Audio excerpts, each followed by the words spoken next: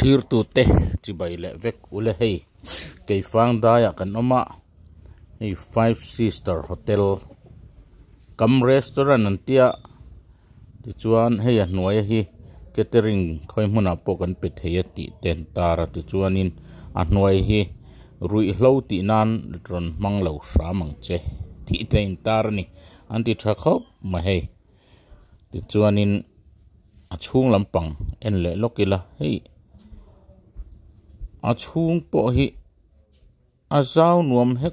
khop maya ti chuan hei reception ti mai la ador ngak tu te om na chung hi han inila a thuziak hi a tha ka ti khop mai cancer patient chemokai mek te kum somriat tling to le vo big te tan cho ei man pe ka ngai lo ve o an ran ti thlap maya an ti ro pui khop mai an ni hi five sister hotel te Keifang bul akal to chuanin chol thin don ni hei tha khop mai hei gan chol thap maya chuanin gan chol thap maya chuan hei pon hi nuam khop mai hei par an bein tha khop man bein al khop mai ni he ta te hi client chinga awan thave hei chim te maya hei lang par te an chinga ni hi chuan hei chu gan za ang chi kha trip kan ting chi kha ni don hi dam do yan tian hi chuan hei berul po an ching che mai hei an ula hei ra ve tlat nani mu no ma he tiang hi ti chuan sa hotel khan kan chol na khan ya chuan hei an thur teng enge monin to del ha veka hi he te hi bekloi khe thatak ani thatak bekloi hi hei an sik venual to mai so ta te so no ma chuan hei bon no ching chu ma hei ap sen na se hei an ti thak khop mai hei hei nó thì hei ra hei ra chu mai chuan sot lam soi ti lang yang hei het lam hi hei heti hi ni le ta a ra the thua ma hei a ra du khop mai chuan he ta te po hian hei a ra anual maya a mu nom khop mai ti hian tiang tomato bom ruak kan tianga hianin a lo chin thei vek don anin chung kan tianga te po hianin lo chin treu thei dona ti chuan hei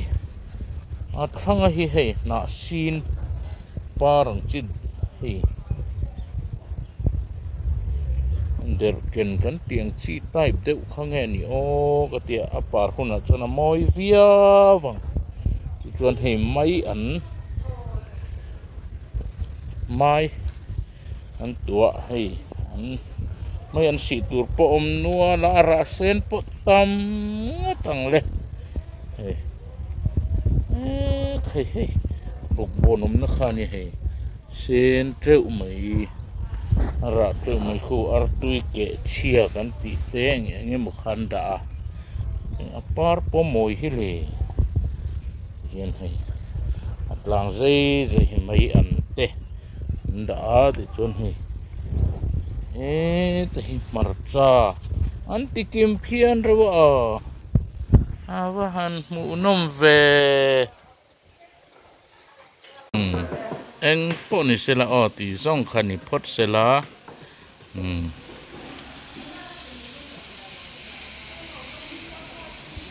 clear tu te champhai electric venga kan oma hei vain chu khua a chia ruate sur deuh renga maro chu hei tuna bang ta khu ti lai khu phai kha ani azo tlang pan phei na vel kha ni a so ti lai khu so rong ruan tlang vel kha ani a tun kanom na lam hi a champhai electric veng lam kha ani ti chuan khu kan kom thlanga khu mela an lo siam ut mai khu mela hi amak kho mai hlok nge ni o vai ho hi thil han ti dan vel te hen thiam em maya khu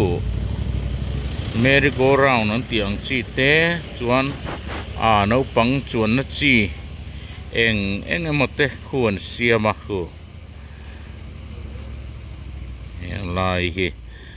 chuan he tlama hian he duain ka om na hi ra la ka nia mun khu pin dan hle thua ten siama ti chuan khu no pang han ang lo na tur han chuan na tur te ti khuan khu ti la khuanin chuan na a vir chi kha khu thingin na hlia chi a khung teng te khuan han siama no pangin an lom le ngotin rin amaro chu tun lai fur lai te ani a enge an don chu a hriat lo ti chuanin hei champhai thila lo thadu hle maya ni ka na bul hi hei vaimim chona thak nasa ma hei vaimim hianin a thadu em maya hei mana kan kal chuan man ti mai la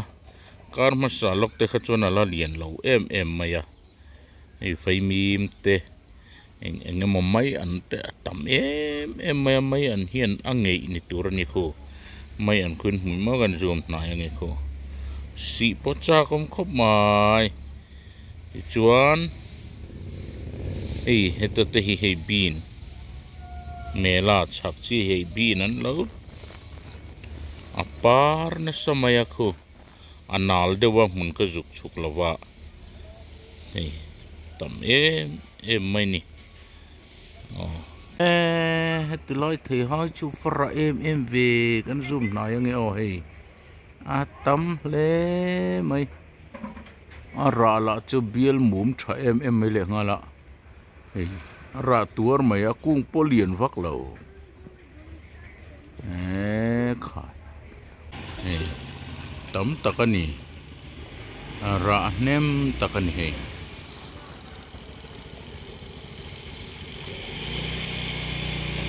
hei vai mim hi thadu em mai ni ti chuan khuin hmu them o mai an te khu mai an hlima kung te khu ara atan an ti nge nia na ti khon an han hlim chor buk don nge ni thak khop mai an hlim om khop mai ole eng poni sela khati zong kha ni ri phot sela